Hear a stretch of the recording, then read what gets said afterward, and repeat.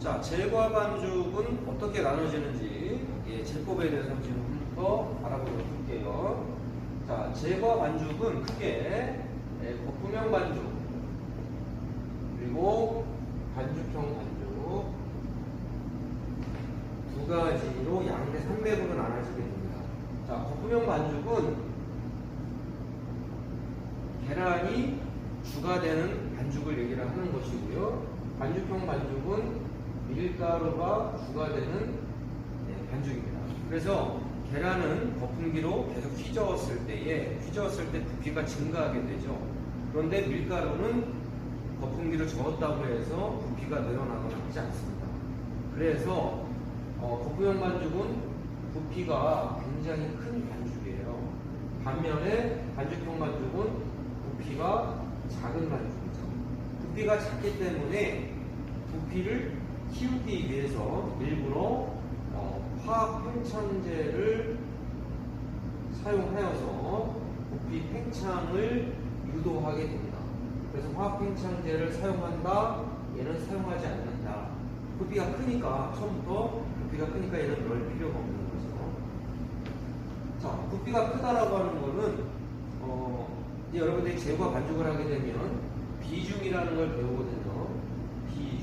비중은 반죽 무게 나누기 물 무게.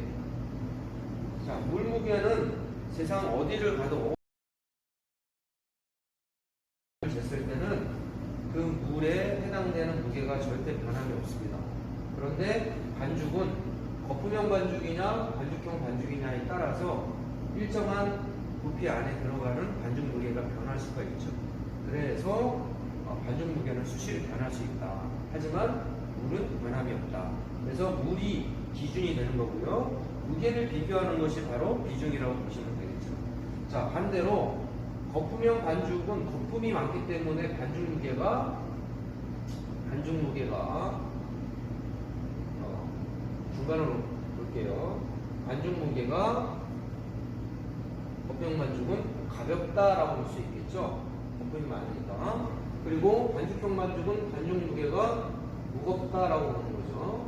그래서 반죽 무게가 가벼운 것은 그 비중값이 작게 나오죠. 그래서 부피가 큰 것들은 비중값이 작게 나오는 거고, 부피가 작은 것은 반죽 무게가 무겁기 때문에 비중값이 크게 나오는 원인이 바로 거기에 있습니다.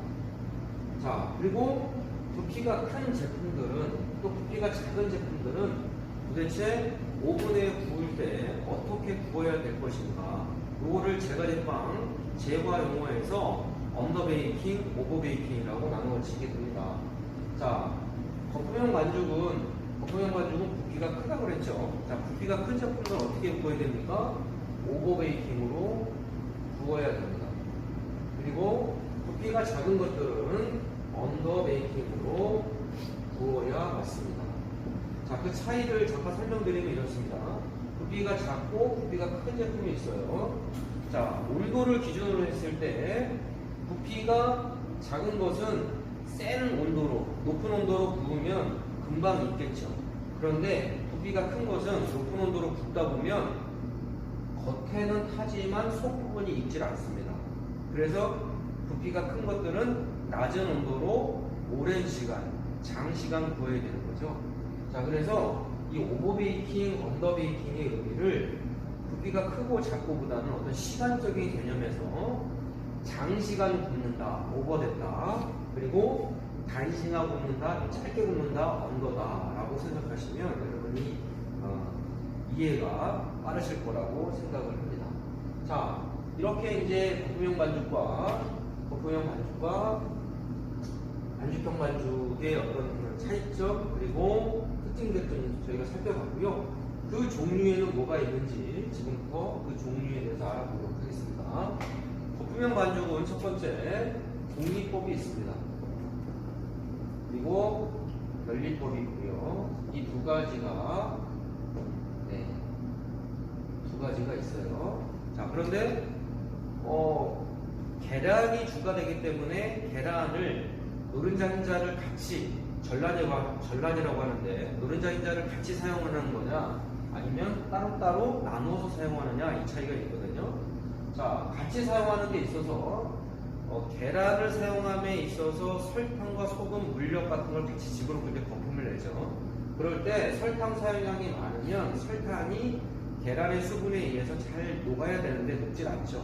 그래서 그때는 중탕을 하게 됩니다. 그래서 중탕을 하는 믹싱 방법을 더운 믹싱법이라고 얘기를 해요. 더운 믹싱법의 중탕 온도는 43도로 중탕을 하면서 올리는 거품을 내는 것을 더운 믹싱법이라고 하고, 찬 믹싱법은 중탕하지 않고 설탕 사용량이 적을 때 그냥 바로 거품을 내는 것을 찬 믹싱법이라고 하는 겁니다. 자, 변리법은 노른자 흰자를 구분을 해서 노른자 부분 따로, 흰자 부분 따로 이렇게 만드는 것을 변리법이라고 이해하시면 되겠습니다. 자, 반죽형 반죽. 반죽형 반죽은 무슨 반죽이 있는지, 첫 번째는 크림법이라고 해요. 두 번째는 블렌딩법.